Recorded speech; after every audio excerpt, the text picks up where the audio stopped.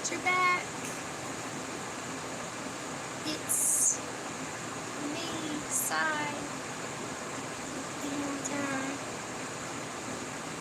yeah, I just thought I'd come back and try for another live. You know, I'm up. I hope you're having a good day. I hope you have been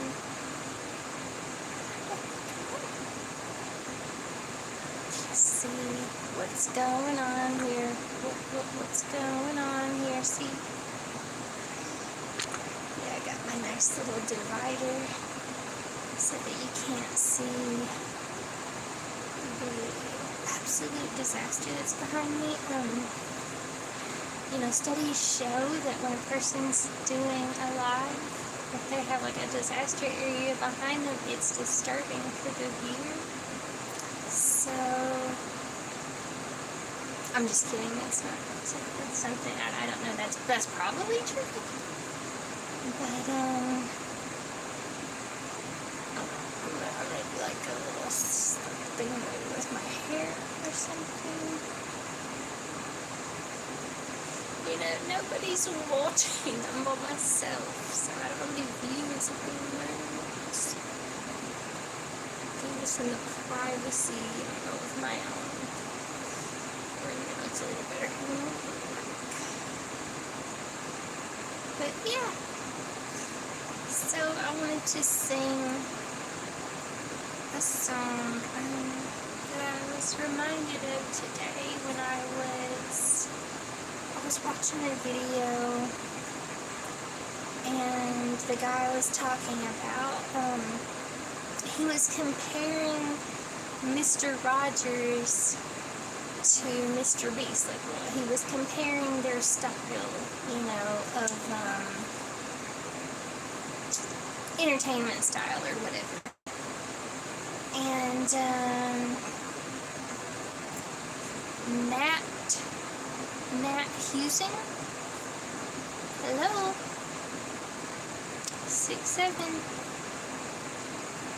how are you? Hello, Jose, hi, welcome to my chat, or welcome to my live. I'm Sai. Oh, thank you. Nat Husing? Sometimes it's like you wonder, like, am I saying these names correctly? I'm well, Madison. I'm really well. I am happy to be on here. I'm up. I want to hopefully say some positive things and encourage people. Let people know that they're loved. That there's an infinite source of love out there. So, yeah, I'm really, really doing good. And hopefully I can give comfort and encouragement. Very, very happy to be able to share, be a part of this big, huge world of billions of people. Be able to share with you guys, possibly. But yeah, I was talking about, so earlier today I was watching this video. Well, how are you all doing? If anybody wants to say, it's kind of, if anyone would like to say, like, how they're doing, what's on y'all's minds, beautiful people. People are doing good. I saw little, like, things go up my screen. I don't know what they actually mean. I know when I'm on lives and I do that, it can be hearts or smiles, but for some reason on my screen, I can't tell if it's, like, hearts or smiles or laugh emojis or 100s. But, I'm just going to assume that means people are giving me smile emojis, showing me that they're smiling.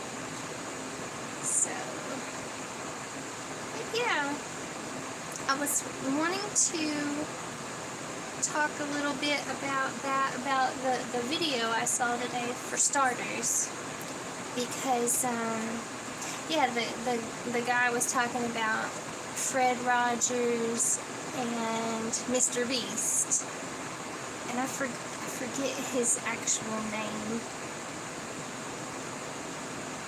Is it like Danny?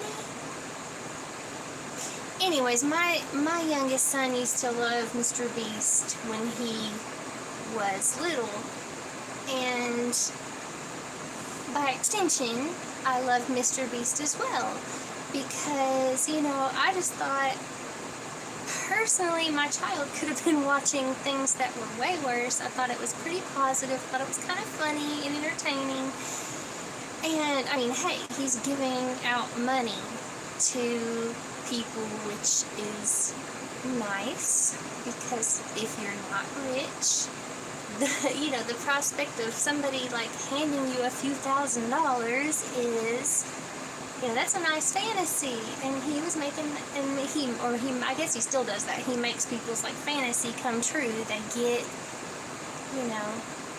some people get pretty nice lump sums of money from having dealings with his corporation or whatever. But the guy was just talking about how, Mr. Beast is, the way he programs the entertainment is just to be, to grasp, like, the young mind. Hello, Germany. Samu Rachirif. I'll just call you Sam. Sam, you're a sheriff, I could say. But I say, hi, Sam. It is good to have representation from Germany.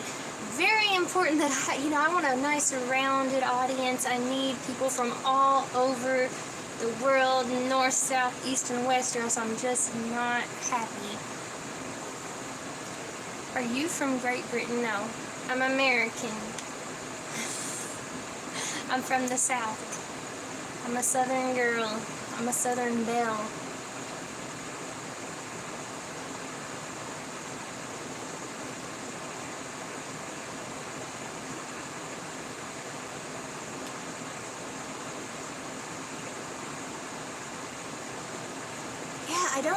I don't think I talk like someone from Great Britain then, do I? Is that how great people from Great Britain talk? No disrespect. I think they talk like this or something. My name is Heinrich. Hello, Heinrich. I'm Sai. It's nice to meet you. How are you? I'm just gossiping about Mr. Beast in here.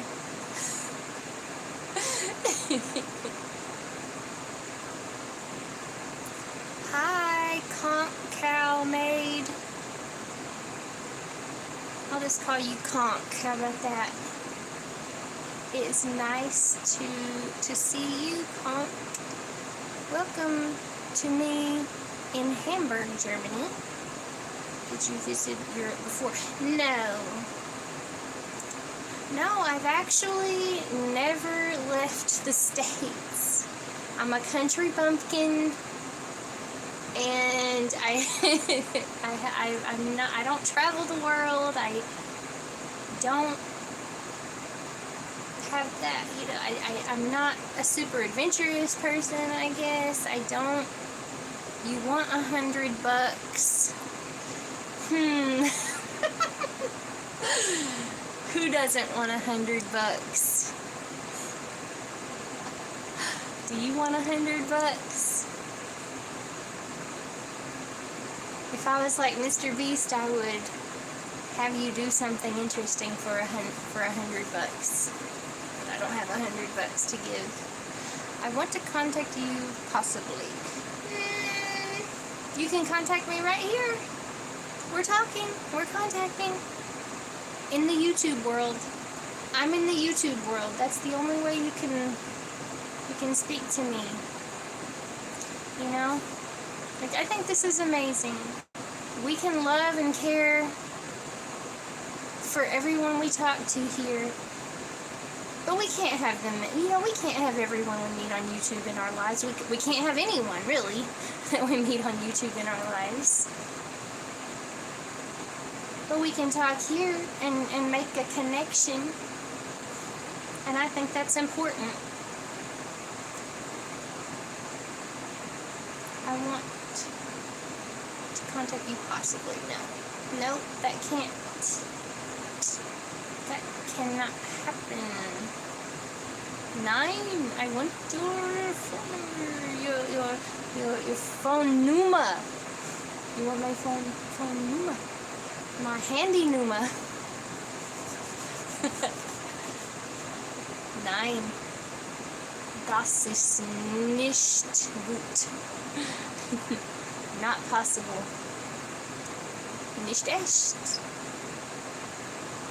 I know, ein bisschen Deutsch, but I can't really speak German, sadly. I don't know if you were here last night. I think someone asked me about that last night, if I spoke German, and I'm like, no, I wish I did. You know, Sam, we live in a world of 8 billion people, and we're online, and we can't speak to each person individually on our telephones, but we can speak here, and that's miraculous. That's amazing. It's a gift from God, in my opinion. You can really connect with people. You can really share with people, and you can care about people, and I do care, because I have God's love, and God's love is, it's the infinite source. So that's why I want to be, I want to be online. I want to be here. I want to talk to people who, from all around the world possibly, and share. But I mean, yeah, it's okay if you're not interested. Maybe you could go find someone else that would talk to you on the phone. Because I can't do that. Wow, your voice, give me some advice to life, a good life. Well, what I was going to share tonight, like my main point was going to be fear to trust. And the life advice that I wrote down is actually from the Bible. My main point was going to be Psalm 56, verses 3 and 4, and Psalm 34, verses 4. And basically, these scriptures deal with the fact that we fear. We are basically these soft, wormy-like creatures. We live on this huge planet. It's like a huge fish tank with objects that are, falling out of the sky. Wind can come up into where we live and suck us out into, out into the air and kill us, and houses can fall on us, the earth can shake. So we travel around in metal boxes, and we live in these big wooden boxes to protect us because we're small and we're vulnerable. And fear could be crushing for creatures like us. But when we have God in our lives, God bless you, Sam. God bless you mightily. Seek His advice. Seek His love. Seek to please Him and have His love in your life so that you can share it with others. It's really it's the best thing. No matter what you have going on with you, like whatever. Oh, hi from Florida. Hi. God bless you, Florida. I didn't see that. I didn't see that you said hi. Demolition Outdoors.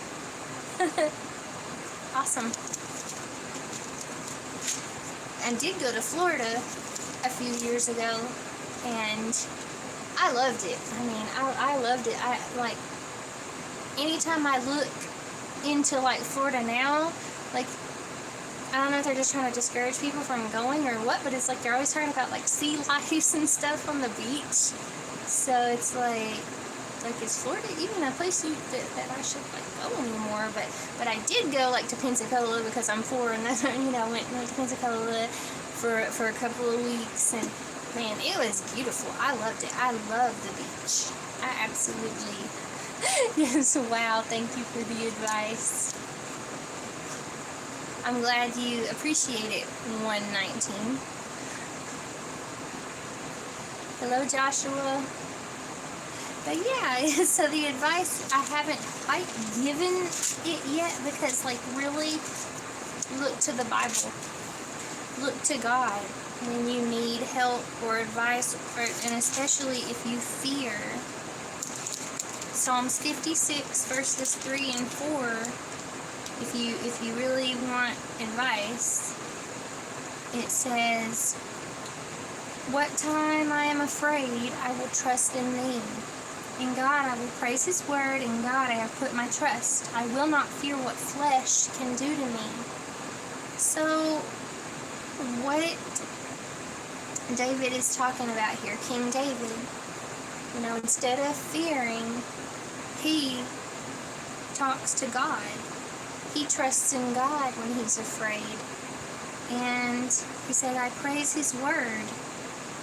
And he praises God's word because God's word is the answer to most of our problems. When we learn God's word and we trust God's word and we keep it in our lives, it's where we want to go, and we want to talk to him about our fears. We want to rely on him. We can't rely on other humans. They can't give us the answers. They're limited, and we're limited, and in whatever ways we're limited, a relationship with God can fill those gaps. Like we all grew up with things in our lives that weren't right. Maybe our parents loved us, but they weren't perfect, But God can, with his word and us having a relationship with him, he can fill those gaps and help us mature and help us have everything that we're missing in time. It doesn't happen automatically, but Muhammad Adis, hello. You had a message retracted, so I didn't know, but hi there. Please make language Indonesian. I don't know how to do that. True, nobody is perfect except for God. 6-7, Alexis. 6-7. Uh-oh, I can't now. Now I'm stuck. 6-7, 6-7. The stream's over. I'm stuck doing this the whole time. So yeah, that's kind of what I was going to talk about, fear. And Psalm 34:4 also talks about fear.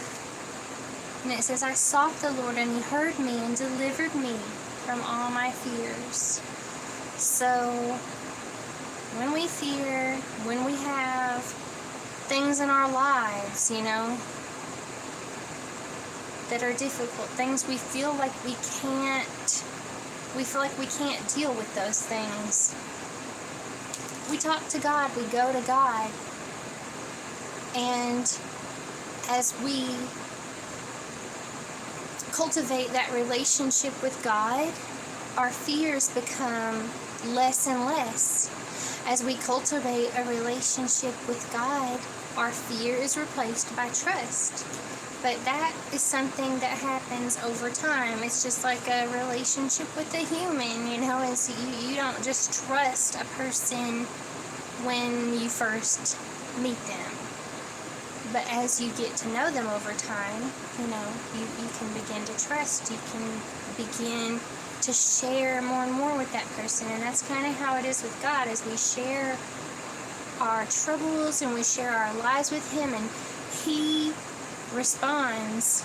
And you're going to find that, Alexis, that God responds when you call to him, when you speak to him, when you go to him.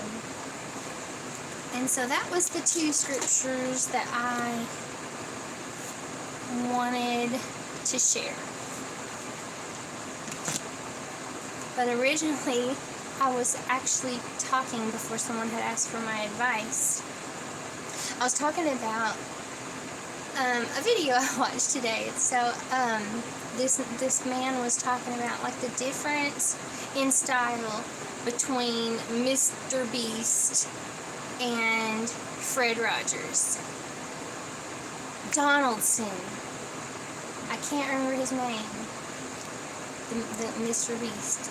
Like, my son used to watch his shows, and I really loved it because I thought it was pretty wholesome. And I mean, I still do. Just because I watch something and somebody says, oh, you know, it's kind of, you know, like the way Mr. Beast or whoever it is that like manages, like the way he does things, you know, it's all about just grabbing attention, keeping attention. In the video I was talking about, he was explaining how that's not exactly great for kids. You know, it's not exactly great for their good, Alexis. I'm glad you're thinking about these things too.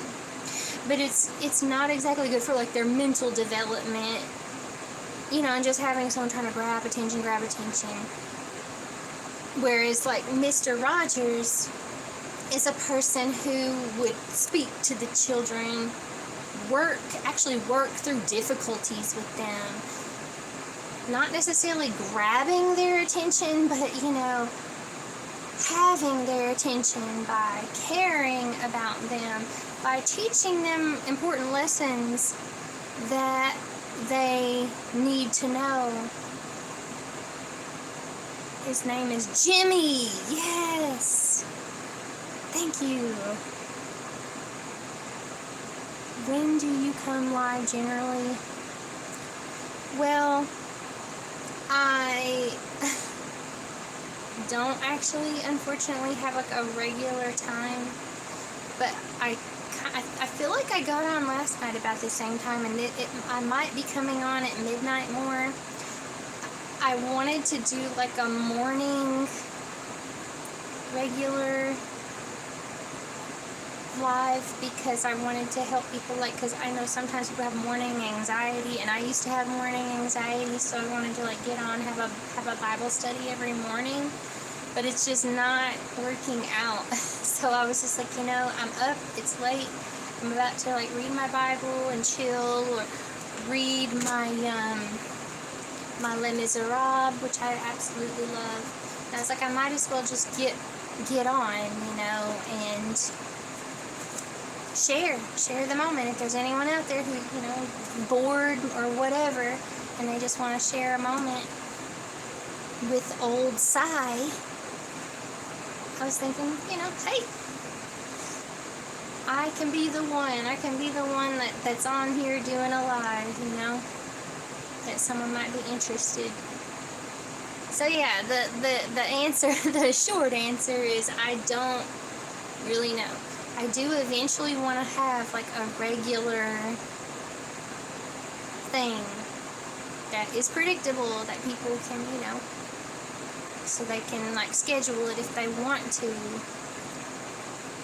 But it's just been crazy. Like May was really crazy in a bad way, and of course June has been busy, but not really in a bad way. I've been busy, but it's been in a good way. But it's just prevented me from doing things in a regular way. So, but yeah, like my goal is to do things in a regular way. I'm her kid. You're Alexis's kid. Are you on your parents' account?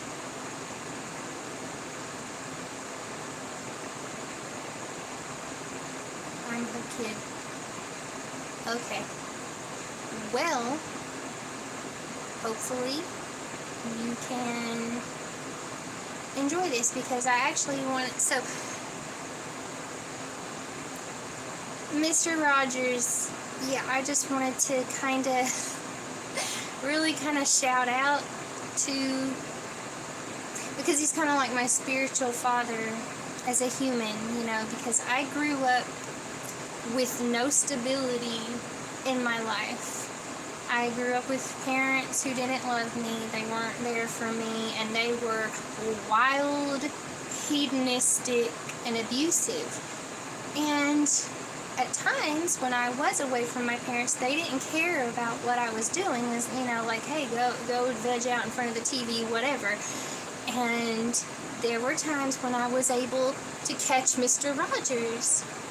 And I think just having that calm, quiet stability in my life, seeing an adult behave that way was very strange for me.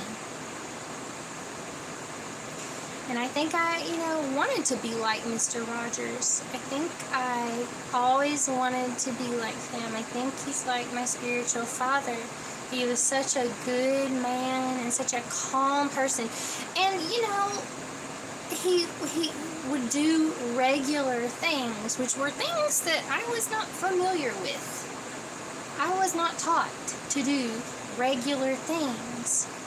And yeah, I just think that was so comforting and so wonderful. And I know that he knew that he was doing that for some children who basically had no stability.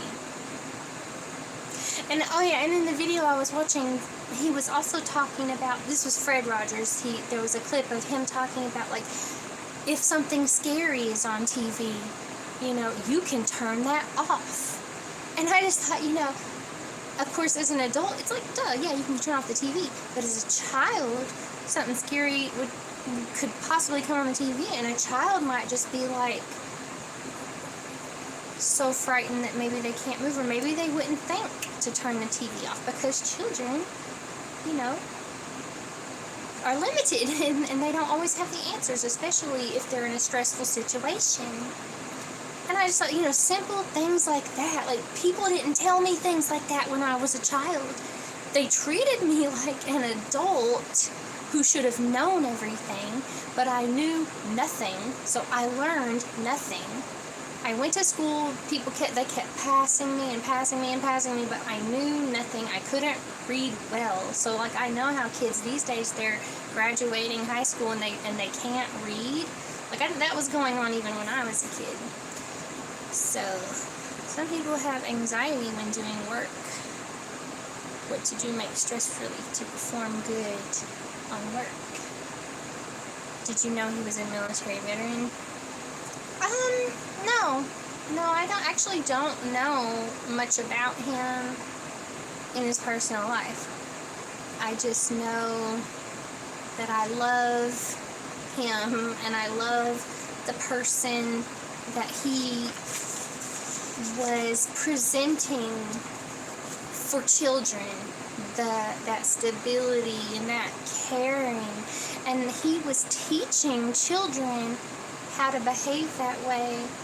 And that's, I think, especially important for children who didn't have any adults in their lives teaching them empathy and showing them empathy. And I also wanted to sing the Mr. Rogers song, or the intro song to the show. For one thing, for fun, and for another thing, to show respect. And just to sing a song that I love, that's like so in my heart.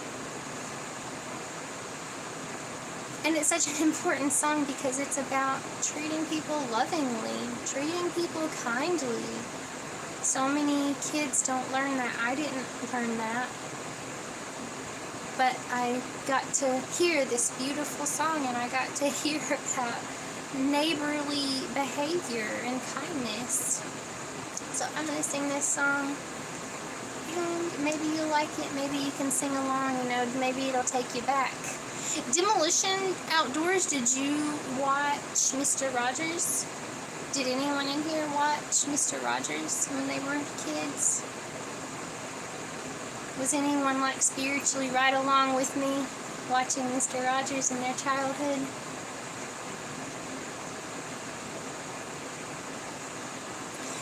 It's a beautiful day in the neighborhood, a beautiful day for a neighbor. Would you be mine? Could you be mine? It's a neighborly day in this beauty wood, a neighborly day for a beauty. Would you be mine? Could you be mine? I've always wanted to have a neighbor just like you.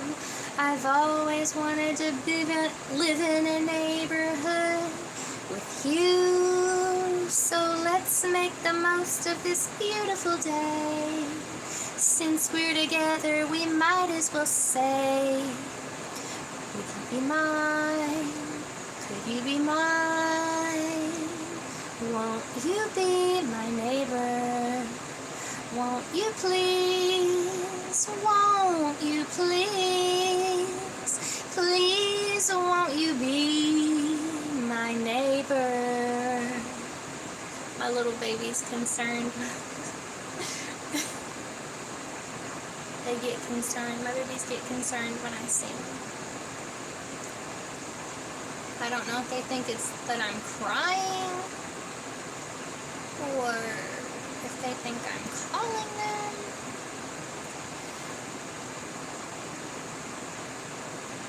But yeah, I just really liked that video I watched today, and it reminded me so much of my childhood, and man, I was blessed. That was such a blessing.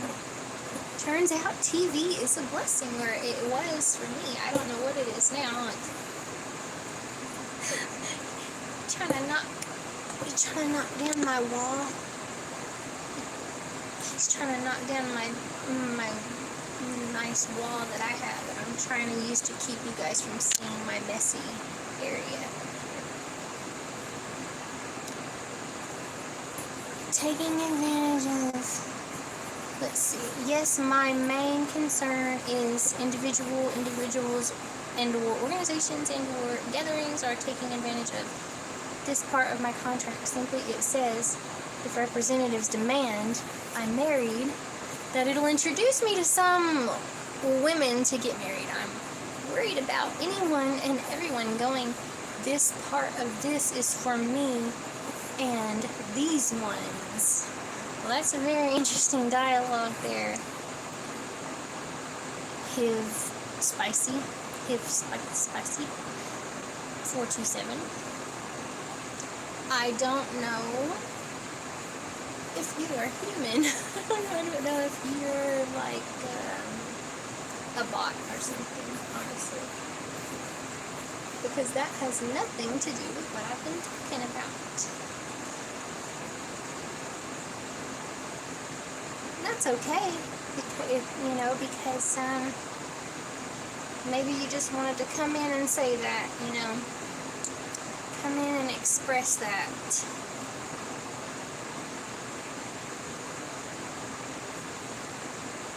Very, very interesting. Who would have known?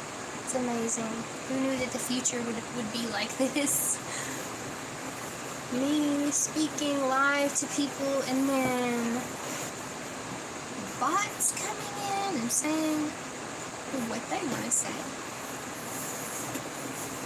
I'm not 100% sure what bots are. Like, are bots human? Or are they some kind of like machine thing? I'm just going into random lives and saying things. Yeah, it sounds like an interesting subject if I actually knew what you were talking about. What are you doing, baby? But yeah, I was thinking about also reading some of my Les Miserables.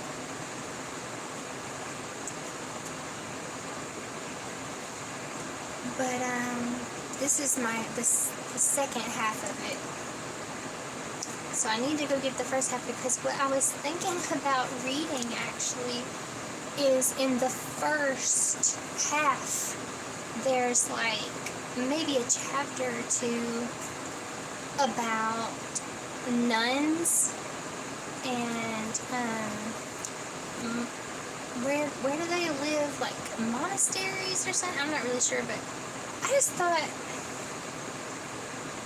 that's so interesting. And I bet there's a lot of people out there who don't, a cloister. I bet there's a lot of people out there who don't know anything about a cloister. Not that they, of course, need to know, but I just think it's really interesting to learn about something like that, something that's so, foreign to how we think and how we do things now. And,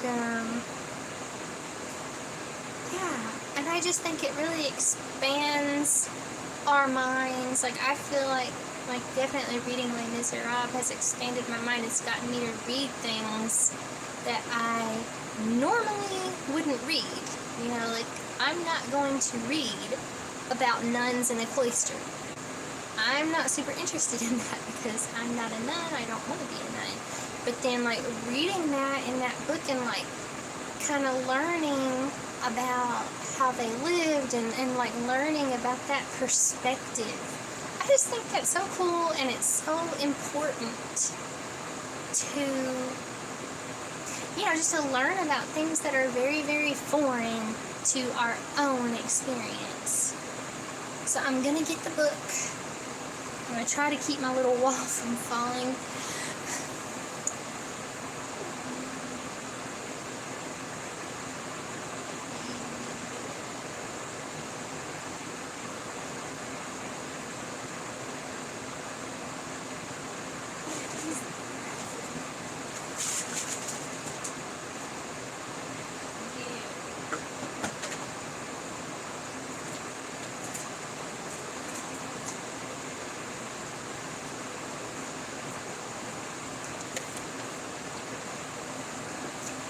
I'm back. Alright, so I'm gonna try.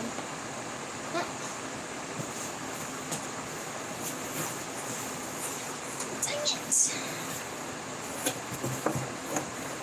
My nice little partition.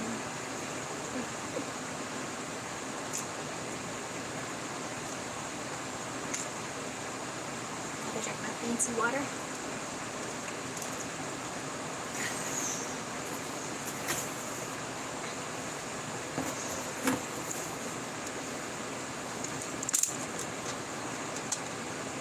I guess it really doesn't matter. I just think it looks better. I like all of my clutters not being in the picture there. I think what I'll do is I'll do like I had it last night. I really liked it. I liked my setup last night where I had this here, and I was just kind of laying. And it didn't actually show the rest of my room,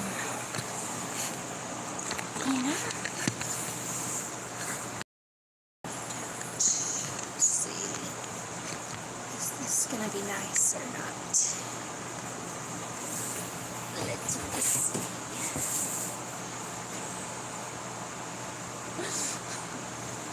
Alright.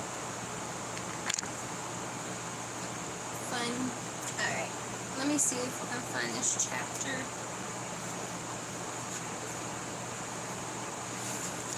Yeah, so this is Les Miserables by Victor Hugo. I didn't write this, and I'm not trying to steal it. This is for educational purposes only. Also, the Fred Rogers song I sang was for educational purposes only. So hopefully that can cover me and I don't know, they won't like take my video down or something. A new unabridged translation by Lee Farbenstock and Norman McAfee based on the classic C.E. Wilbur translation.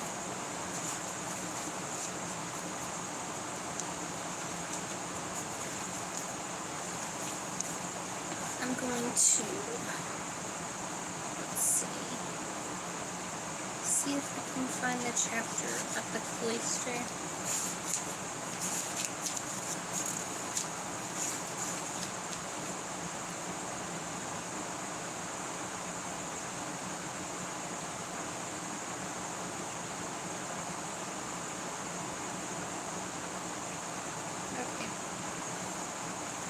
Interesting. So it's on page 470, I think. I think it's chapter 6, Petit Picpus. It's in the Cosette book. And it's page 478. Let me see if this is what I was looking for, though.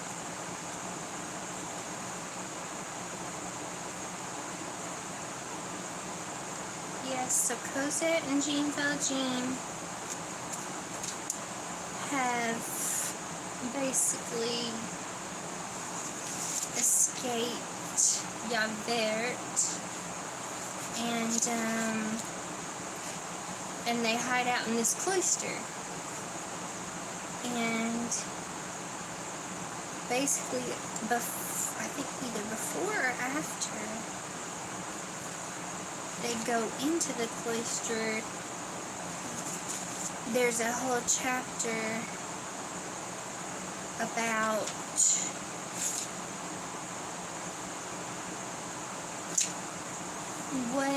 what it's like to live in a cloister and what it's all about, and just like all the sacrifices that these people make. And yeah, I don't really know how accurate it is because I don't know anything. But it's just, it's wild. It's wild, and I love it, so I will read it, and if anyone wants to listen in. It says, half a century ago, nothing was, and I'll make little comments as well, just because, you know, this is for education purposes only, and hopefully that they won't like take this down or something because, you know, copyright issues or whatever. Okay, it says, half a century ago, nothing was more typical of the ordinary carriage door of the time than that of number 62 Petit Rue Picpus. This door, usually half open in the most attractive manner, revealed two things that have nothing particularly funereal about them. A court surrounded by vine-covered walls in the face of a lounging porter. Large trees could be seen over the rear wall, when a beam of sunshine enlivened the court, when a glass of wine enlivened the porter. It was difficult to pass by number 62 Petit Rue Picpus without carrying away a pleasant memory. It was, however, a somber place you had glimpsed. The door smiled, the house prayed and wept. If you succeeded in getting past the porter, which was, okay, so he's describing the entrance of the cloister, and saying that the door smiled, the house prayed and wept.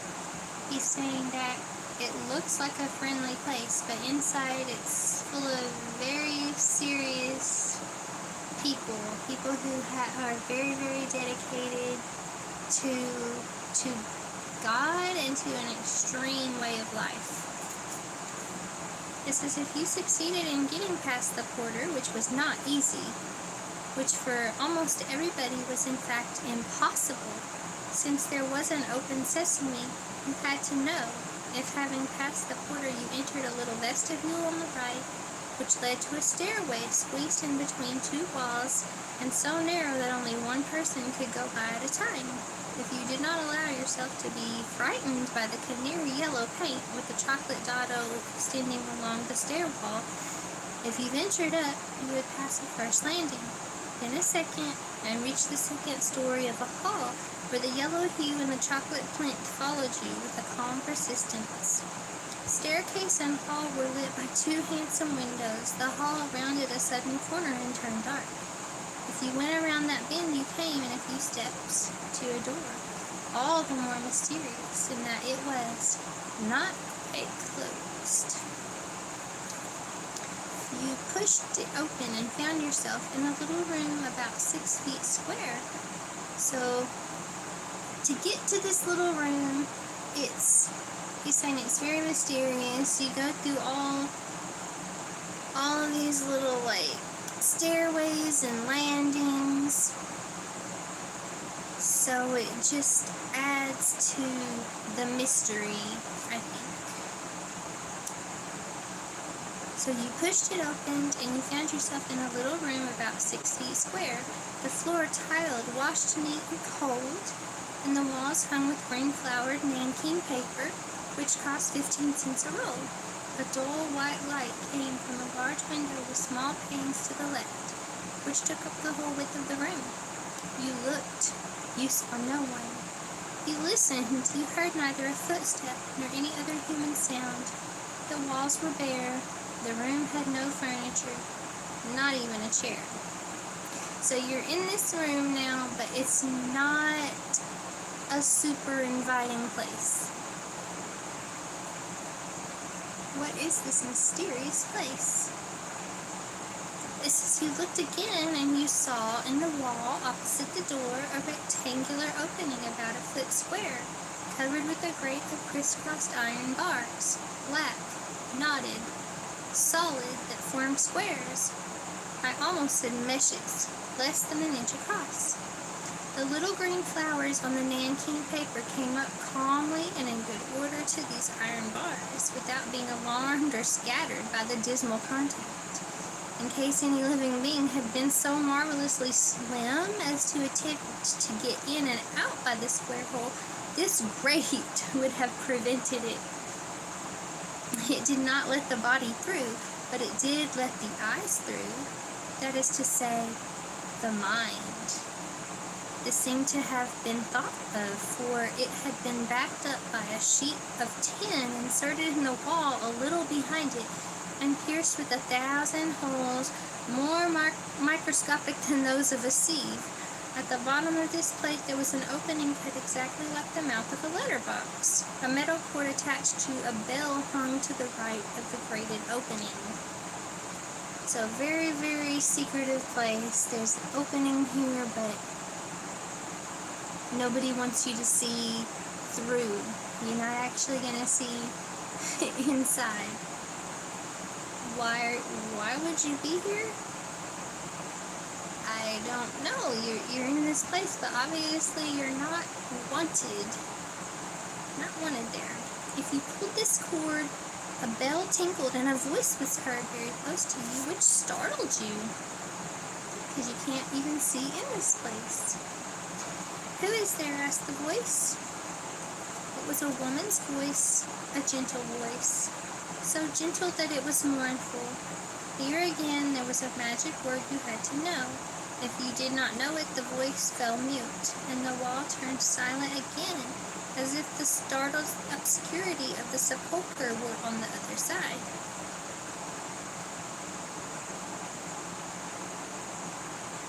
So basically, it's a test. The voice is going to say a particular thing, but if you don't have the right answer, or like the secret code, then the voice is going to, then the person's not going to talk to you.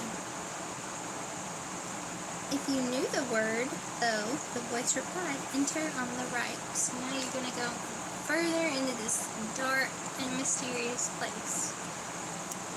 Then, to your right, you noticed opposite the window a glazed door topped by a glass panel painted gray. You lifted the latch. You went through the door, and you felt precisely the same impression as when entering an enclosed box at the theater before the grate is lowered and the lights are lit. You were, in fact, in a sort of theater box, barely visible by the dim light from the glass door. Narrow, furnished with 2 old chairs and a piece of tattered straw matting. A genuine box with its waist-high front bearing a tablet of black wood. This box was grated, but it was not a grate of gilt wood as at the opera. It was a monstrous trellis of tangled iron bars fastened to the wall by enormous bolts resembling clenched fists. So here again, just a very dim and tattered place. Not a super interesting place, honestly. After a few minutes, when your eyes began to grow accustomed to the cavernous light, you tried to look through the grate, but could not see more than 6 inches beyond. There you saw a barrier of black shutters secured and strengthened by wooden crossbars painted gingerbread brown. These shutters were hinged, broken into long slender strips, and screened the whole length of the grate. They were always closed. In a few moments you heard a voice calling to you from behind the shutters. "I am here. What do you want from me?" So now you've waited and you've called to talk to someone, and now they're here talking to you.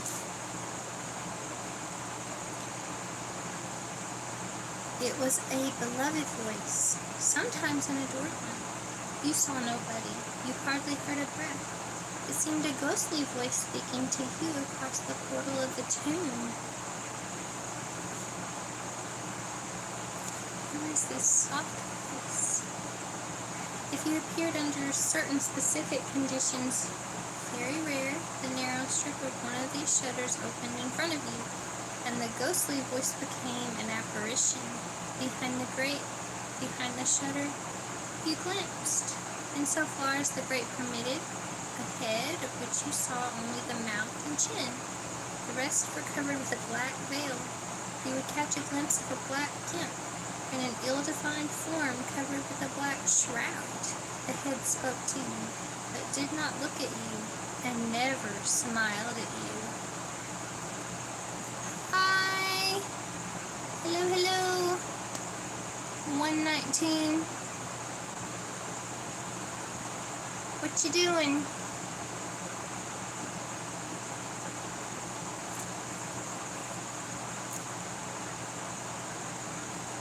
I'm reading Now at the End. Now at the end of what?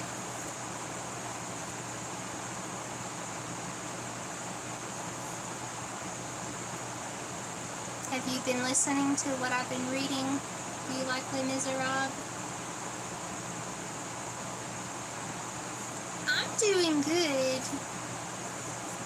I'm enjoying being on here, occasionally talking to some people, and maybe trying to be a little bit entertaining. I'm not super entertaining, but I love this book, and I'm reading a chapter that's teaching about cloisters.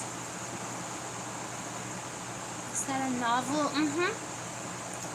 Yeah, and it has all these, it's by Victor Hugo, and he has all these, chapters that are just kind of like asides, about various subjects that are adjacent to the story, but I don't know, they're just kind of neat. This one I've been reading is about a cloister, which is a place where nuns live. And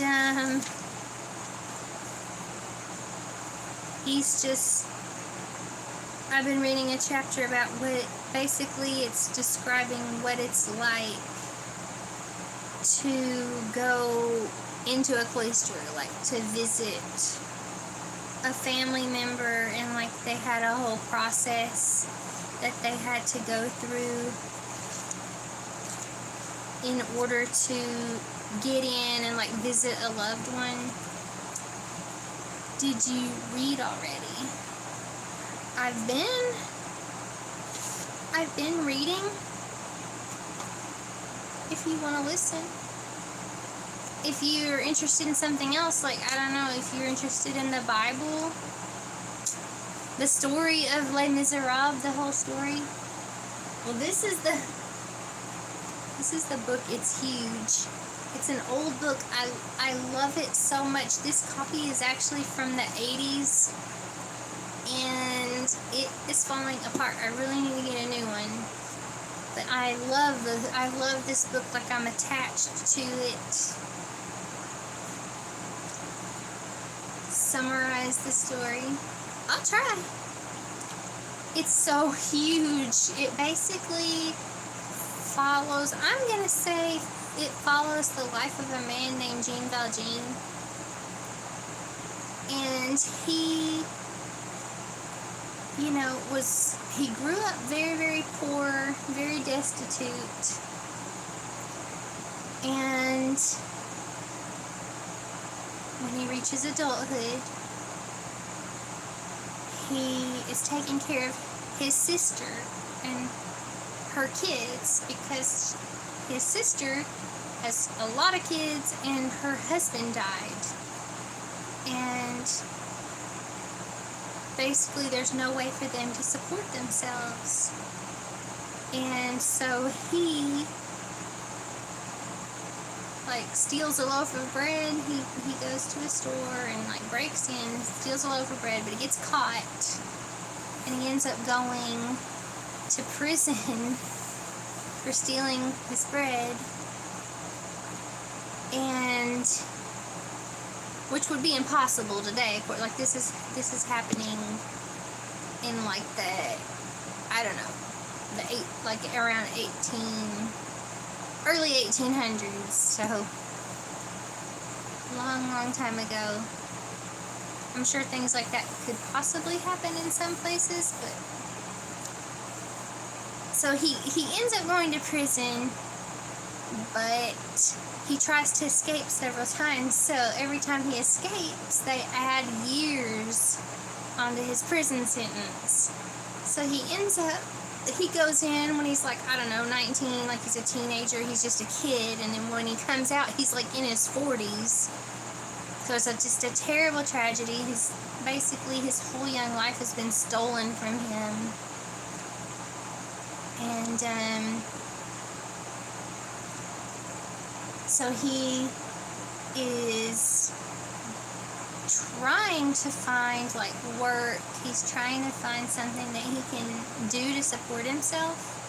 And he goes to this city where everyone's basically rejecting him. No.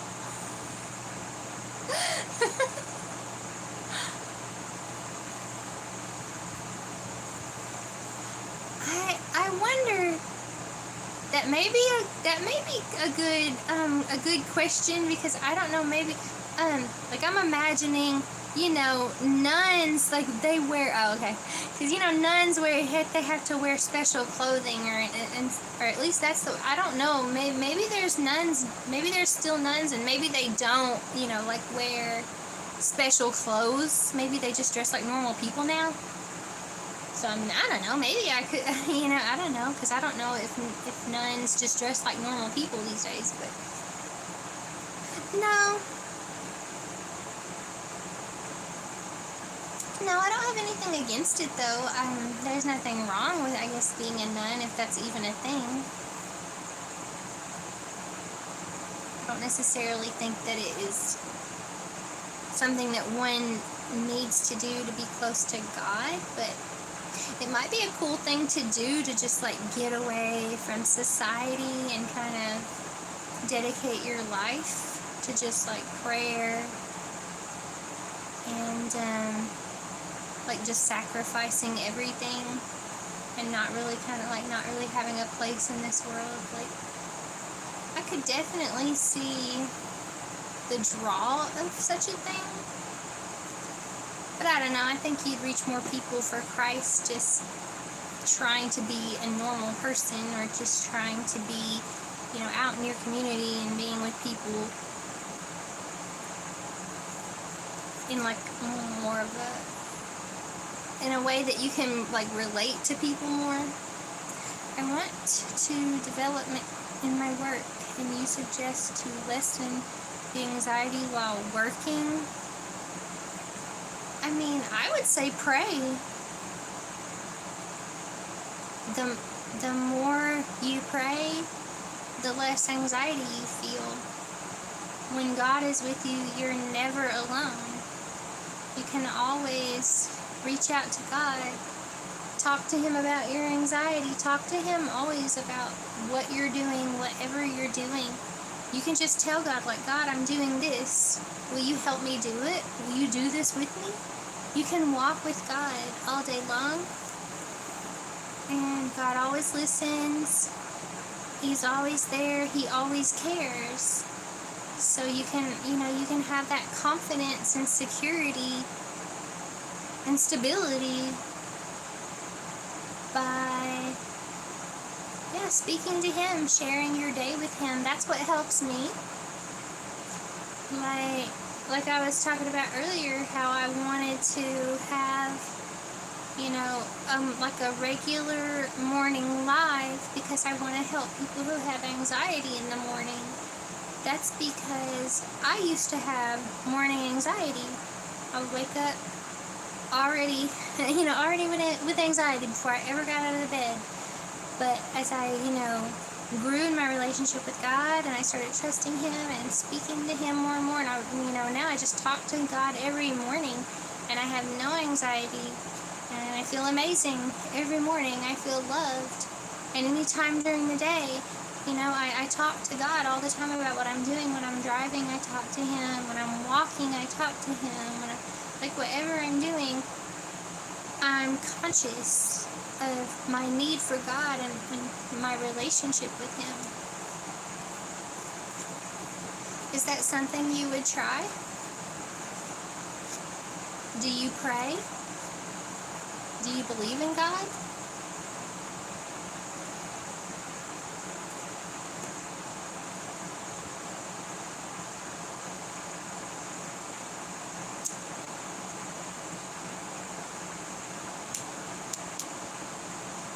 Yeah, sure, why not? Well, it certainly wouldn't hurt.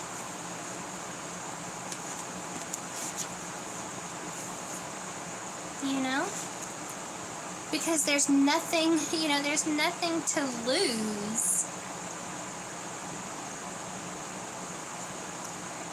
That's understandable. You could always just try it and see how it goes. Yeah, you're right. Because it's not like you have to tell people what you're doing. It's not, there's nothing to lose. It's not like you're,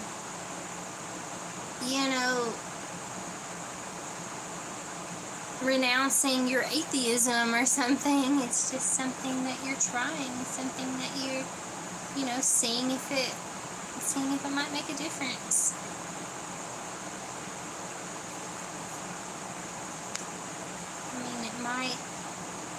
It might change your life. I know talking to God changed my life. Talking to Him, coming to trust Him.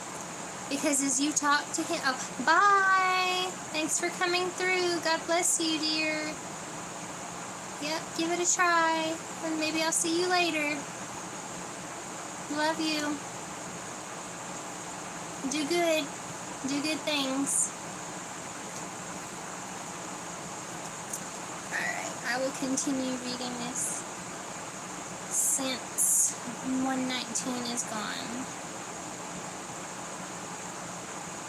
And then because maybe if someone's replaying this later, they might enjoy, someone might be actually listening to this. I doubt it, but I find it interesting, so maybe someone out there would also find this interesting. Where was I?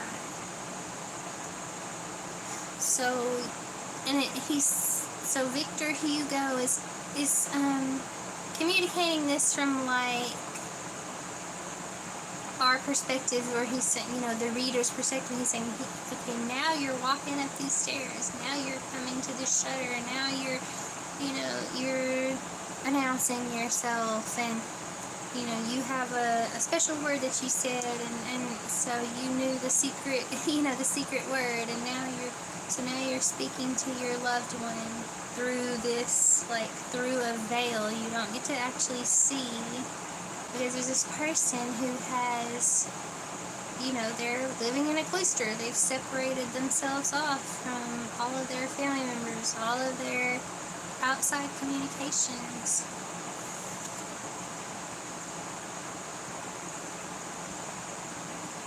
And this is how they live, how they're dedicating themselves to God. It's not exactly super understandable to us.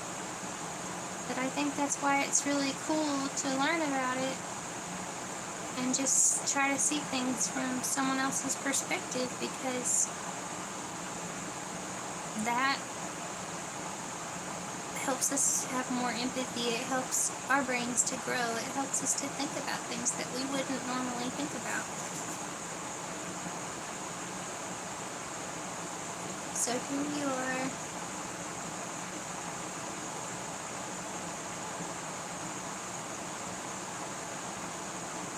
And you're wanting to talk to your loved one. You catch a glimpse of a black imp in an ill-defined form covered with a black shroud. The head spoke to you but did not look at you and never smiled at you. The light coming from behind you was arranged so that you saw her in daylight and she saw you in darkness. This light is symbolic. Meantime, your eyes gazed eagerly through the fleeting aperture into this place closed against all observation. A profound haze cloaked this form clad in mourning. Your eyes strained into this obscurity and sought to distinguish things around the apparition. After a little, you perceived that you could see nothing. What you saw was night, the void darkness, a wintry mist mingled with a sepulchral vapor, a sort of terrifying calm, a silence in which you distinguished nothing, not even sighs, a shadow in which you discerned nothing, not even phantoms. So you're here with your family member, but you can't really see them. And you can't really see their surroundings. Yeah, it's really hard to imagine. I don't understand why anyone would want or need to physically separate themselves from their family and community that way. But this was a thing. This was a thing back then. And I try, I don't want to judge it harshly. First of all, something I don't understand. And second of all, something I have never been a part of, nor have I even thought of being a part of it, or had the opportunity to be a part of something like this. And it's very culty. It's very culty, though. So I doubt that I would ever really be involved. Like, it's good to separate yourself off from people in a way, like if people have behaviors that are bad or evil or unhealthy,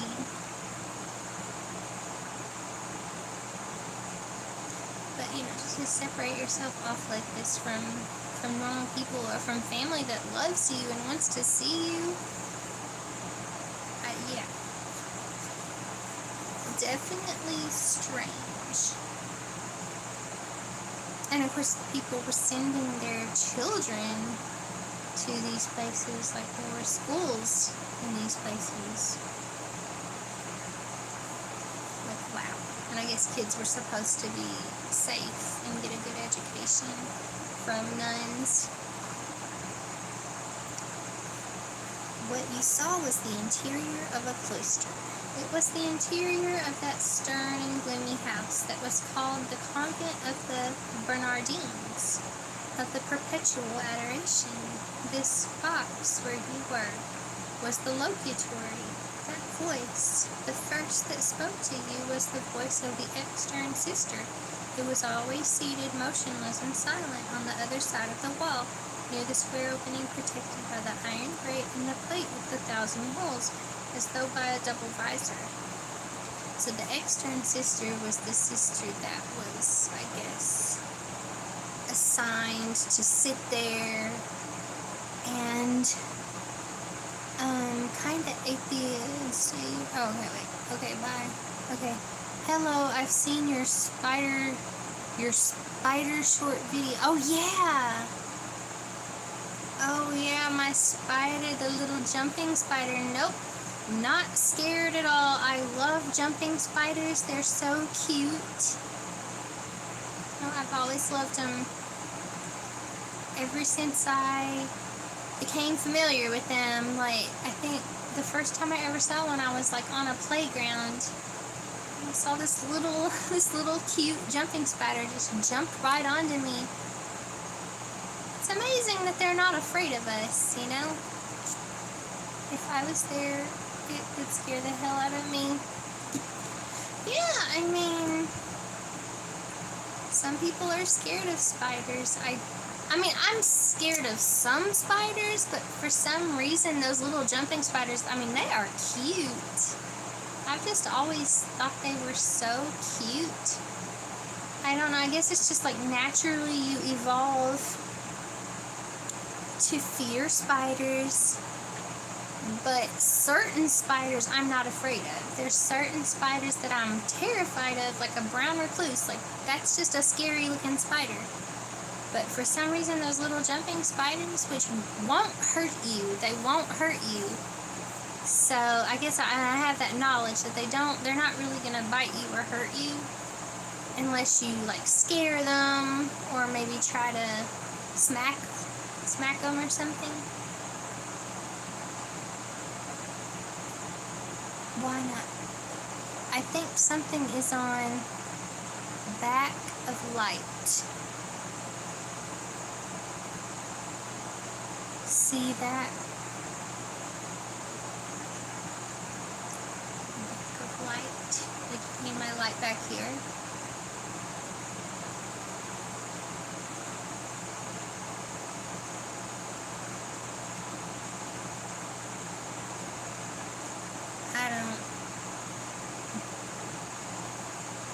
I don't know. Just kidding. Oh, you're trying to trick me.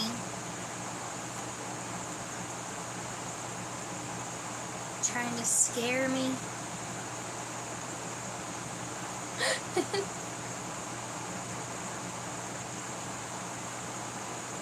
Nah, the only thing that would be back there would be one of my babies, one of my feline babies, or one of my canine babies, but they're not back there. They're all sleeping right now. They're trying to sleep, so.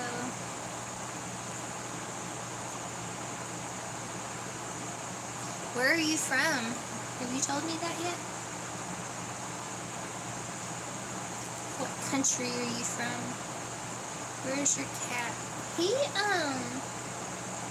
He's actually right outside my bedroom door, sitting there. And then my pumpkin, I think she's upstairs with her big sister.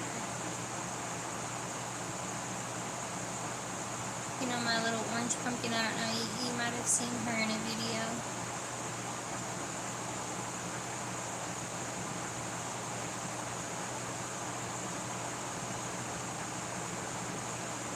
And then I have my puppy actually right here in bed with me. And she's trying to sleep under the covers. She's a sleepy baby.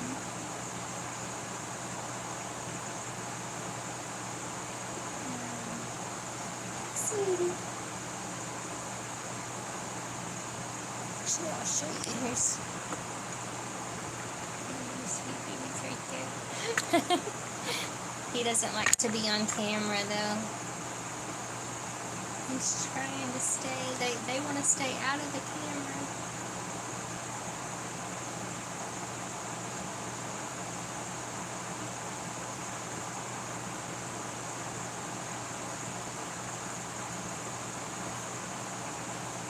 So what do you like to read or do? Is there anything that you like to read or like watch, or like what do you do for entertainment?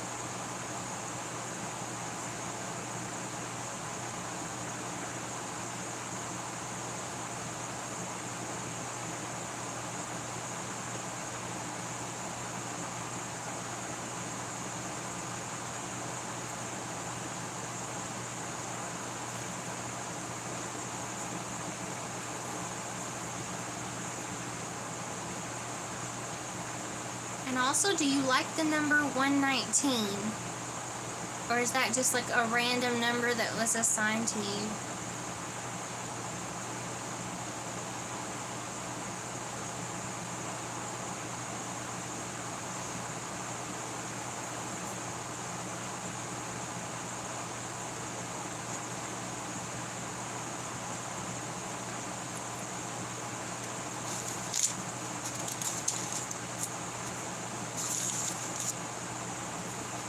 "119" is one of my favorite songs.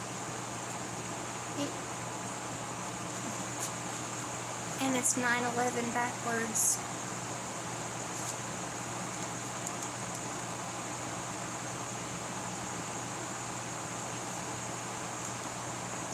Or did you leave? Did you leave? Are you leaving? Is that what "okay girl" means? Like, okay girl, we're done here.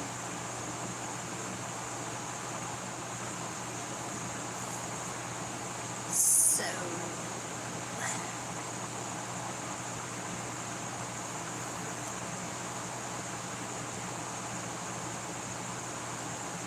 the darkness in which the grated box was plunged arose from the fact that the locutory, which had a window toward the outside world, had none on the convent side. Profane eyes must see nothing of this sacred place.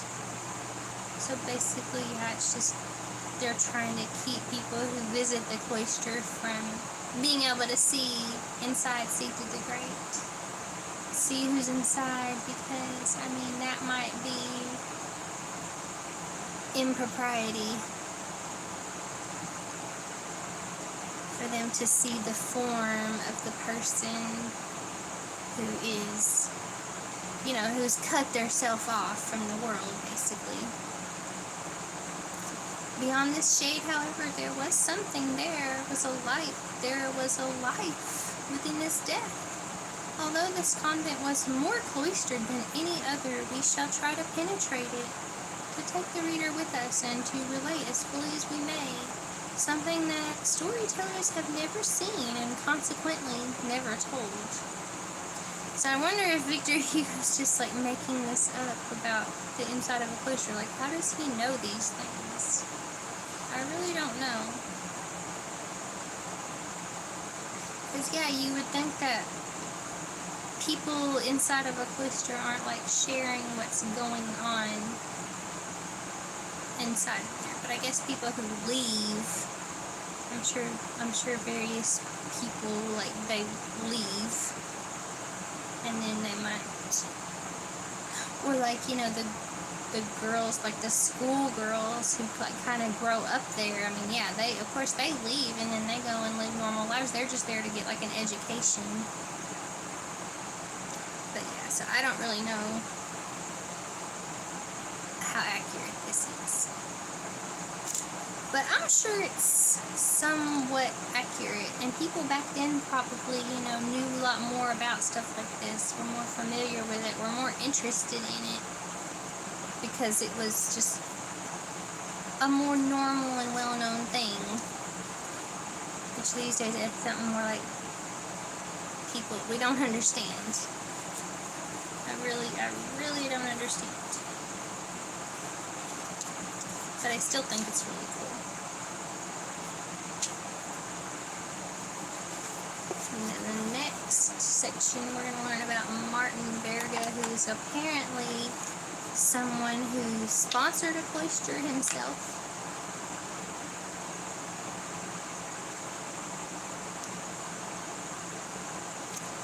They had all these different cloisters that had different, you know, different practices and stuff, and different founders and different rules. Bye, 119. Thanks for coming through, and thanks for the little chat. It was actually really nice. And God bless you. And I hope you get some help with your anxiety. I hope maybe my advice about anxiety will help you. Because, yeah, it sucks to have anxiety. It really, really does. It's horrible to feel like something's wrong, or, you know, even even if there's not, you know, like that sick feeling in your stomach. It just really, it's rough, so, yeah. I hope you get some relief from that. And I know that talking to God can help, but, you know, you have to just, like, don't give up. Just keep trying, keep doing it. Keep on, you know, just sharing with Him. And, you know, ask Him to go deep in your heart, you know, to really reveal to you, like, what is the source of your anxiety? Is it because you feel alone? Is it because of something that you're doing that you know that you need to change? There's some source of anxiety or stress in your life that maybe you can work on and change. And God can help you figure that kind of stuff out. Okay. Now I think that you are not here. I think you're gone. So, for sure. Because now it says there are 0 people here, but sometimes it says 0 people here, and then someone will be like actually talking to me, so I'm not ever really sure if people are here or not. So, but yeah, if you're not here, or if you are here and you're leaving, then bye. I love you, and God bless you. And maybe I'll see you later. Alright, the obedience of Martin Verga. So this is talking about, I guess, a particular convent. Because this, I guess, was not talking about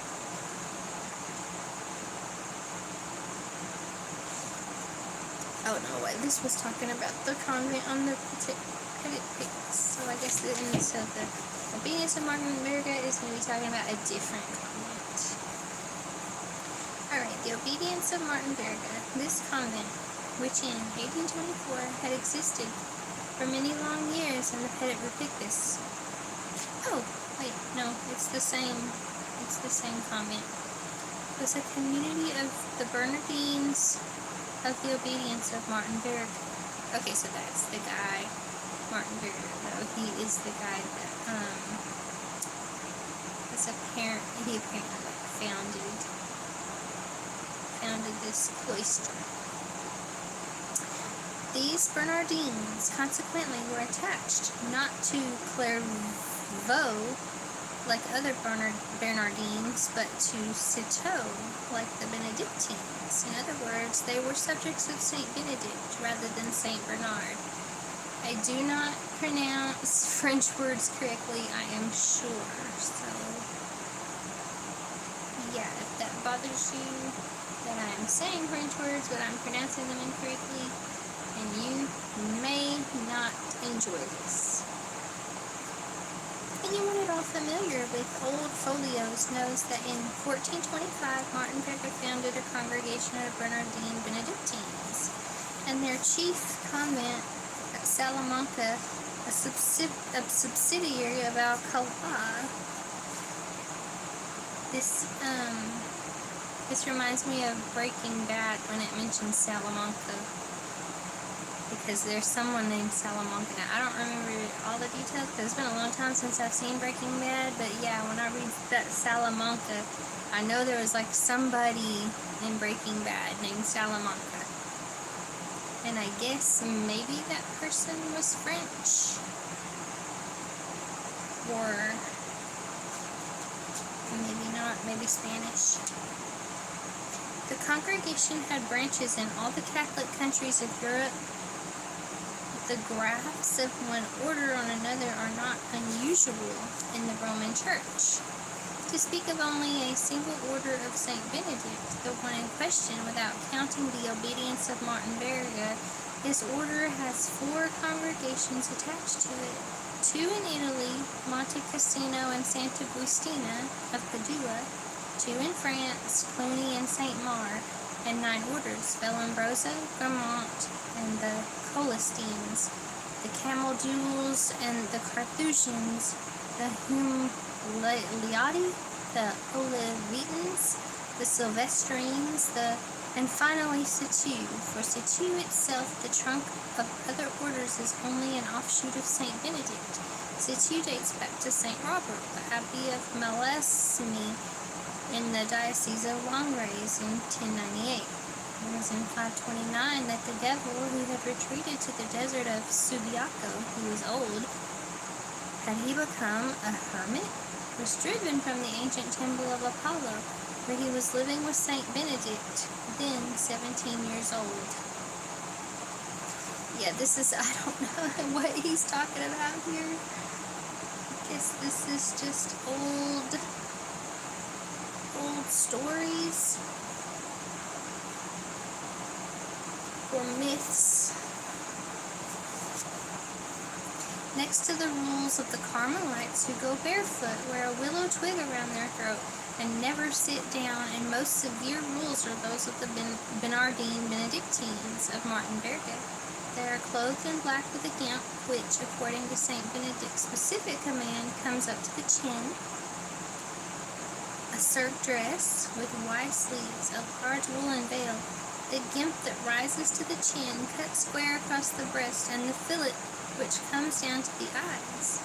This is their dress. It is all black. Same dress, all in white. The professed nuns also have a rosary by their side. So they are dressed it sounds very, very uncomfortable. The Bernardine Benedictines of Martin Verga perform the devotion of the perpetual adoration, as do the Benedictines called Ladies of the Holy Sacrament, who at the beginning of this century had 2 houses in Paris, one at the Temple, the other in the Rue Nave Sainte-Geneviève.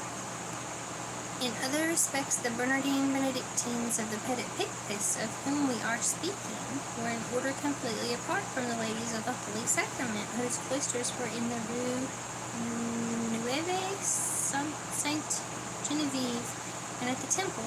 There were many differences in their rules, some in their costume. The Bernardine Benedictines of the Petit Picpus wore a black gimp, and the Benedictines of the Holy Sacrament and of the Rue Neuve Sainte-Geneviève wore a white one, and also were on the chest a crucifix about 3 inches long in silver or copper gilt. Ooh, that sounds really nice. The nuns of the Petit Picpus did not wear this crucifix. The devotion of the perpetual adoration, common to the house of the Petit Picpus and to the house of the Temple, left the 2 orders perfectly distinct.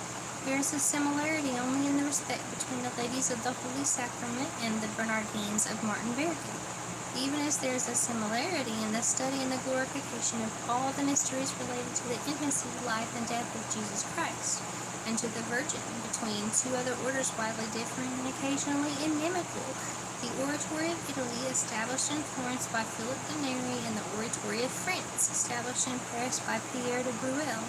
The Oratory of Paris claims the precedence, Philip de Neri being only a saint and Berulle a cardinal.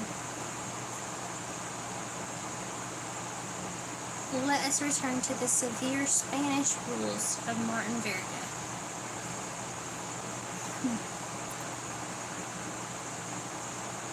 Yeah, I can't keep all, this is a lot. I can't keep it all straight, but I do understand, like, so this cloister we're talking about is extremely severe.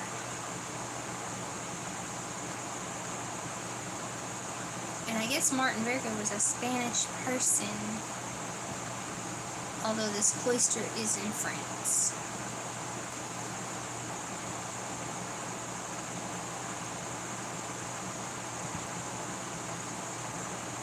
But of course, a cloister can be, they're like, I guess they're just various orders of Catholic people.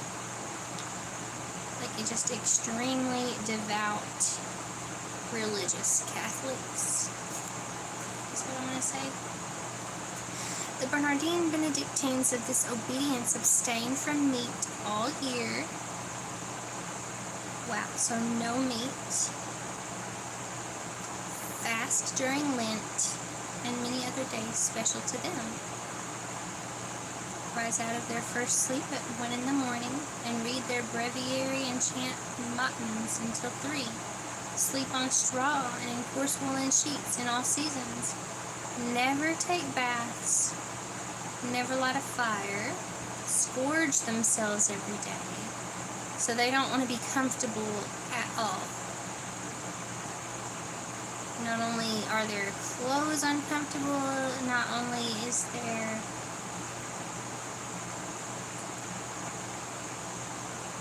they have a very strict schedule that would keep them uncomfortable, but if that's not bad enough, they scourge themselves as well. It's just extremely self-abusive, honestly. They scourge themselves every Friday. So instead of partying on Friday, they're scourging themselves. Observe the rule of silence. Speak to no one another, only at recesses. Oh, speak to no one. Oh, no. Speak to one another only at recess. Okay. Which are very short, and wear a hair shirt for 6 months. A hair shirt. So I guess that's just like a really warm shirt made of some kind of hair. For 6 months from the 14th of September, the exaltation of the Holy Cross, until Easter. These 6 months are a modification. The rules say all year that this haircloth chemise, intolerable in the heat of summer, produced fevers and nervous spasms.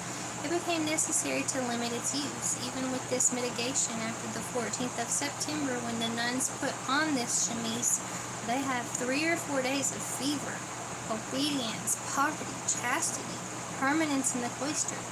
Such are their vows, rendered much more difficult to fulfill by the rules. Wow, I wonder if people still do these things. I highly doubt it, because it seems like it would be some kind of a human rights issue. Like, even if they wanted to do this, having it be like something that's enforced, you know? I just feel like that would not be allowed for people to live like this. It just seems like a hazardous way of living, like hazardous to your health. The prioress is elected for 3 years by the mothers, who are called vocal mothers, because they have a voice in the chapter. A prioress can be re-elected only twice, which limits the longest possible reign of a prioress to 9 years. So they even have politics in the cloister. They never see the officiating priest, who is always concealed from them by a wool curtain 9 feet high. During the sermon, when the celebrating priest is in the chapel, they drop the veil over their faces. They must always speak softly, walk with their eyes on the ground, and their head bowed. Only one man may enter the convent, the archbishop of the diocese. In fact, there is one other, the gardener, who is always an old man, and so that he is alone in the garden, and the nuns may be warned to avoid him, a bell is attached to his knee. They are subject to the prioress in absolute and passive submission. It is canonical subjection in its full abnegation, as at the voice of Christ. And then it has a Latin, I think, like a Latin phrase. It has that a lot. And I do not know how to pronounce the words, and I do not know what they mean. So, you'll have to forgive my ignorance, and I'll do the best I can. It says, at the voice of Christ, ut voce Christi, at a nod, at the first signal, ad nutum, ad primum signum, promptly, with pleasure, with perseverance, with a certain blind obedience. Okay, I think he's saying, like, saying it in English and then saying it in Latin. So maybe I do know what he's saying. Prompta hilariter, or I'm going to use that with pleasure. Perseverance, perseveranter, et caeca quadam obedientia. So with certain blind obedience. Like the file in the workman's hands, quasi limum in manibus fabri, forbidden to read or write without express permission. Leger vel scribere, so yeah, writing scribere, that makes sense. Non adiscaret, zina is probably without. Expressa, obviously, that's express. Superiosis licentia, or giving license or permission. Each one of them in turn performed what they call the reparation, a prayer for all sins, for all faults, for all disorders, for all violations, for all iniquities, all the crimes committed on earth during 12 consecutive hours, from 4 o'clock in the afternoon till 4 o'clock in the morning, or from 4 o'clock in the morning till 4 o'clock in the afternoon. The sister who performs the reparation stays on her knees on the stone, facing the Holy Sacrament, her hands clasped and a rope around her neck. When fatigue becomes unsupportable, she prostrates herself, her face against the ground and her arms stretched out in a cross. This is her only relief. In this attitude she prays for all the guilty in the universe. This is greatness, touching the sublime. As this act is performed in front of a post bearing a burning taper, they say interchangeably, to perform the reparation, or to be at the post.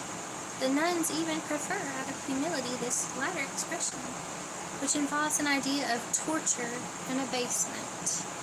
The performance of the reparation is a process in which the whole soul is absorbed. The sister at the post would not turn around if a thunderbolt were to crash behind her. That sounds to me like they get into a meditative state.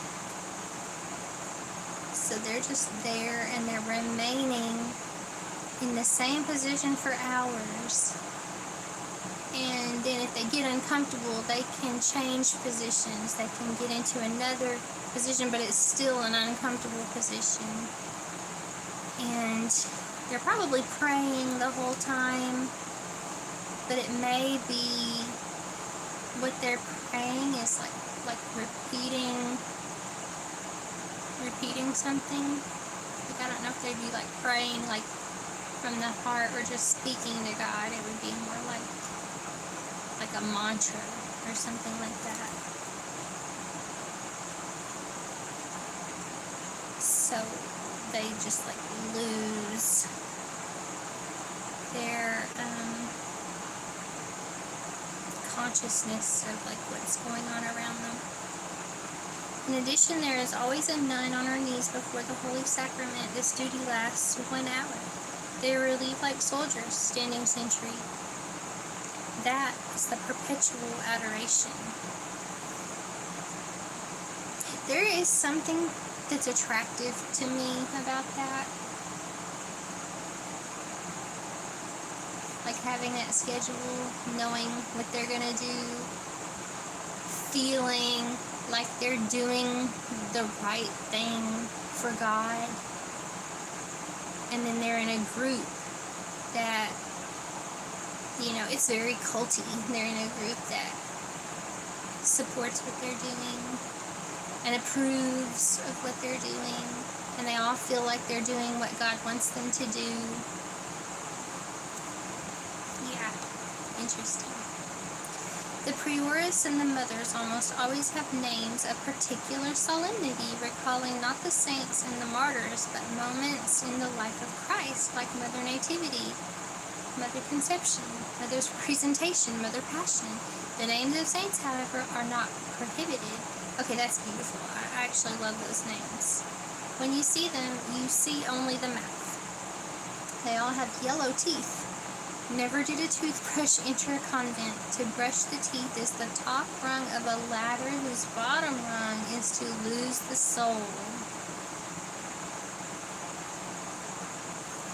Wow. That just shows how healthy people used to eat then. The fact that they just didn't have no teeth, you know? Like they didn't eat like us, so that was something that people could do. They could just not brush their teeth and their teeth would be yellow. They would be unattractive. But they didn't lose their teeth the way we would if we didn't brush our teeth. If we didn't have like constant infusions of fluoride. They never say about anything my or mine. They have nothing of their own and must cherish nothing. They say our of everything, thus our veil, our chaplet. If they speak of their camise, they say our camise. Sometimes they become attached to some little object, to a prayer book, a relic, or a sacred medal. As soon as they notice that they are beginning to cherish the object, they give it up. They remember the reply of Saint Teresa, to whom a great lady at the moment of entering her order said, "Permit me, Mother, to send for a holy Bible that I cherish very much." Ah, you cherish something. In that case, do not enter our house.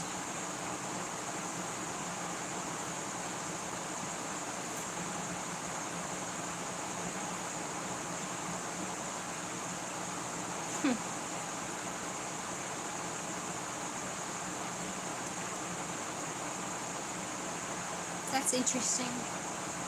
So they sacrifice everything and they can't have a special attraction to any particular thing. If they do, they get rid of it. None are allowed to shut themselves up and to have a home, a room. They live in open cells. When they meet one another, one says, "Praise and adoration to the most holy sacrament of the altar." The other responds, "Forever."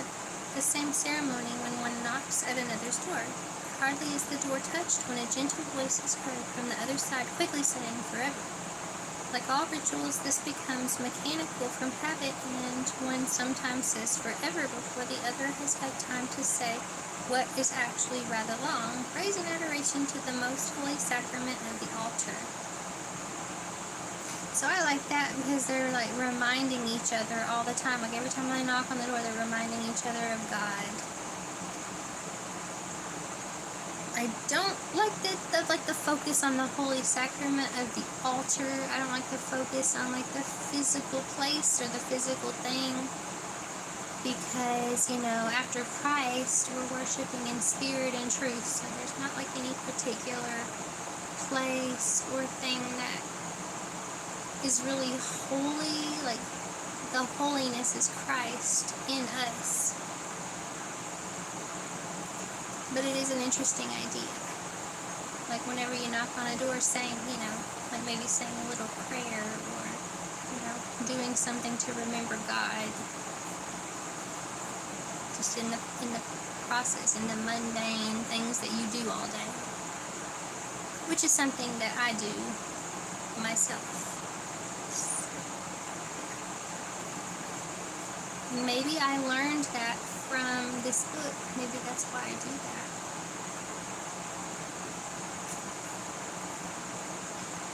Among the visitandines, the one who comes in says Ave Maria. And the one to whose cell she comes says Gratia plena. This is their good morning, which is, in fact, full of grace.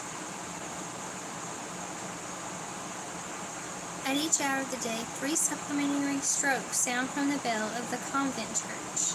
At this signal, priores, mothers, professed nuns, sister servants, novices, postulants, all break off from what they are saying, doing, or thinking and say at once. If it is 5 o'clock, for example, at 5 o'clock and at all times, praise and adoration to the most holy sacrament of the altar. if it is 8 o'clock, at 8, and at all times, etc., and so on, according to whatever hour it may be. That's cool. That's really cool, and I think that maybe I got the idea, like, I set alarms on my phone, like, during the day. Every few hours I have an alarm just to, like, remind me to pray, just to say a little prayer. And yeah, I have thought about that, like, maybe that's where I actually, like, got that idea, like, this idea subconsciously got into my head from reading this. Because that's not something that I have heard other people say or do. This custom, intended to interrupt the thoughts and lead them back constantly to God, exists in many communities. Only the formula varies. Thus, at the infant Jesus, they say, at the present hour and at all hours, may the love of Jesus kindle my heart. That's beautiful. The Benedictine Bernardines of Martinverga, cloistered 50 years ago in the Petit Picpus, chant the offices in a grave psalmody, pure, plain song, and always in full voice for the duration of the office. Wherever there is an asterisk in the missal, they pause and say in a low tone, Jesus, Mary, Joseph. The office for the dead, they take a pitch so low it is difficult for female voices to reach it. The effect is gripping and tragic.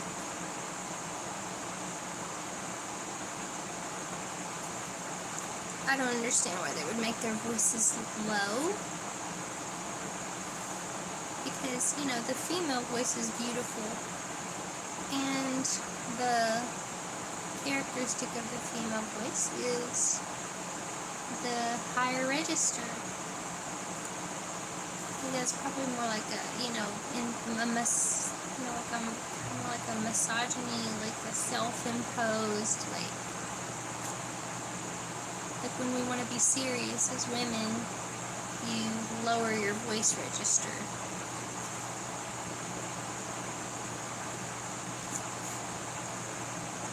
But I don't like that. But, I mean, whatever, like, it's what they liked. They thought it was a good effect.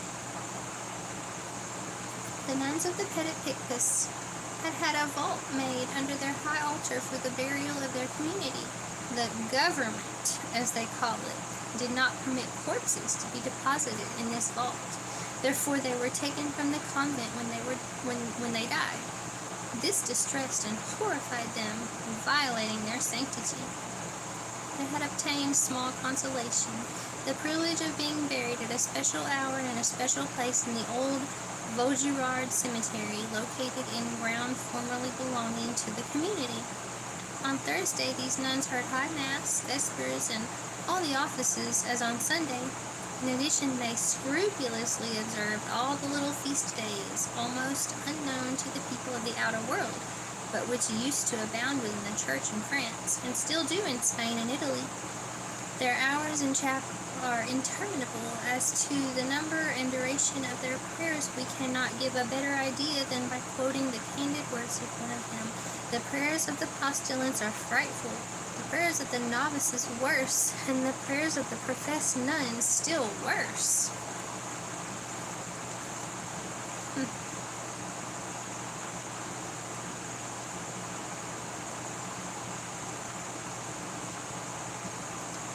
I don't quite get that. Like, why would they say a negative thing about the prayers? I guess they just get bored of it because they hear the same prayers all the time. Once a week, the chapter assembles, the prioress presides, the vocal mothers attend. Each sister comes in turn, kneels on the stone, and confesses aloud before everyone the faults and sins she has committed during the week. The mothers consult together after each confession and announce the penalty aloud.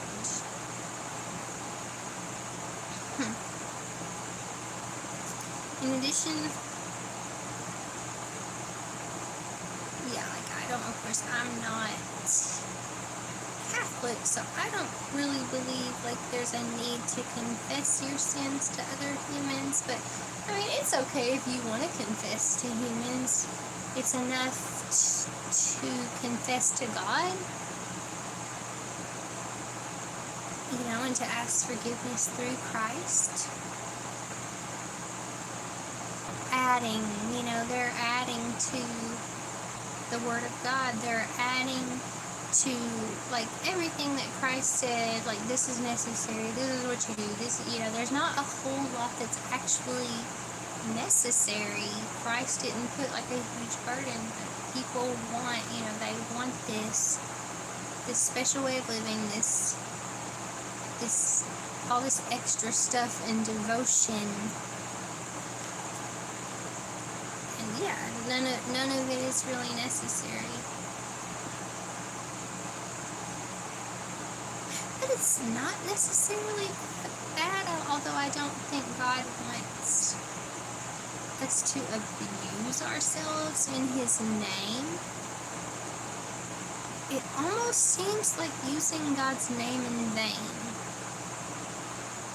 Like saying, I'm doing all of this because God wants me to, but God doesn't actually, like, that's not in His Word to do all this stuff. Like, you're doing it because you want to. They're doing it because, and a lot of people, they like occult living, but that's not something that God says, like, He especially wants people to do, or that we should, like, really aspire to live in some extreme way. You're not really doing it for Him, You're doing it for yourself, or possibly for other humans.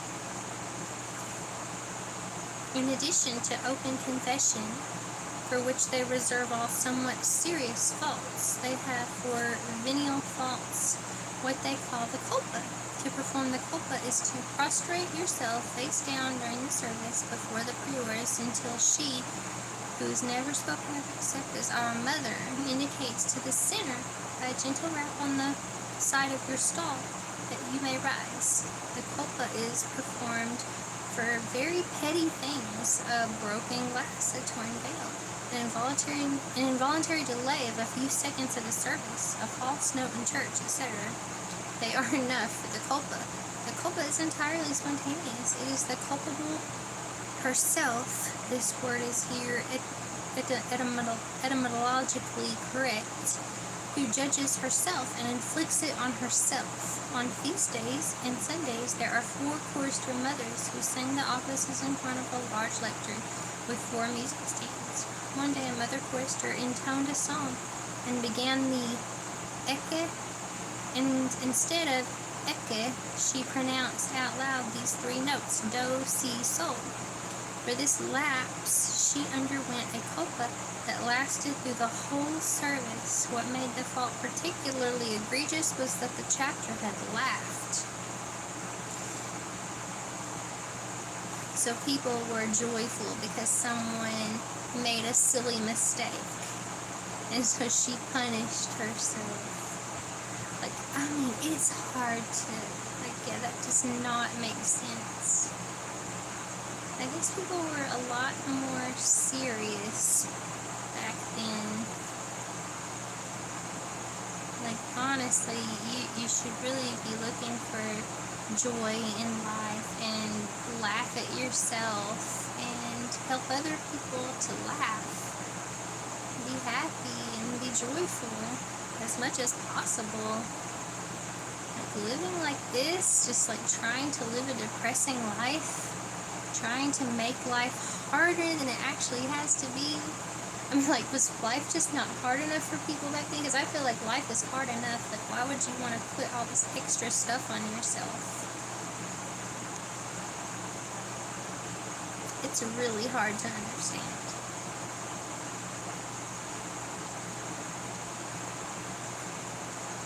we should not judge, though. We really shouldn't. I really do think we shouldn't judge, because, it's hard when you read something not to evaluate people's behavior, or at least it is for me. When a nun is called to the locutory, be it even the prioress, she drops her veil. It will be remembered in such a way as to show nothing but her mouth. The prioress alone can communicate with strangers. The others can see only their immediate family, and that very rarely. If by chance persons from the outside seek admission to see a nun whom they knew or loved in the world, former negotiations are necessary. If it is a woman, permission may sometimes be granted. The nun comes and is spoken to through the shutters, which are never opened except for a mother or sister. It goes without saying that permission is always refused to men. Such are the rules of Saint Benedict, intensified by Martin Verga. These nuns are not joyous, rosy, or cheerful, as the daughters of the other orders often are. They are pale and serious. Between 1825 and 1833 went insane. But you do have to wonder, what is the point in this? And obviously, we as society, we have judged, we have judged this whole situation as unnecessary and really undesirable. Because I don't think we do this anymore. I don't think people live like this. Like nuns live like that. It seems, I'm not going to say the word. I'm not going to be judgmental. I'm not going to say it. But we have judged them, and I don't think we do this stuff anymore.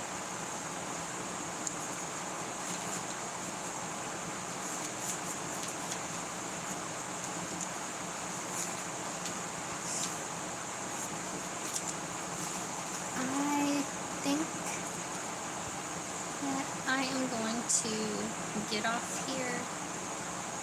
I do want to read these 2 other chapters, but I'm getting tired, so I'm not going to be able to. But maybe I'll actually read them tomorrow during the day or tomorrow night. I want to get on here during the day. Hopefully, if I can, if I don't end up being really busy tomorrow and stuff. I'll get on here at some point. Maybe read some more of this. Les Miserables. It's amazing. Crap, you're cold today. I think the world would be a better place if more people read this book, though. Seriously. So, I hope you enjoyed this, and maybe I made you smile. Maybe I gave you something positive to think about. That's the hope. That's the great hope. And took up some of your time and maybe gave you something to listen to.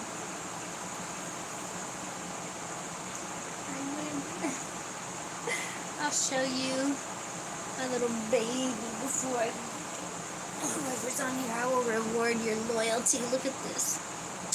Look at this beautiful person. See?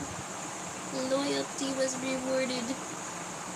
Unless there's not anyone there and it's just saying there's someone there, but there's not there. Or maybe it's something, maybe a bot or something. I don't know. I don't know how all of it works. But this is my sweetheart.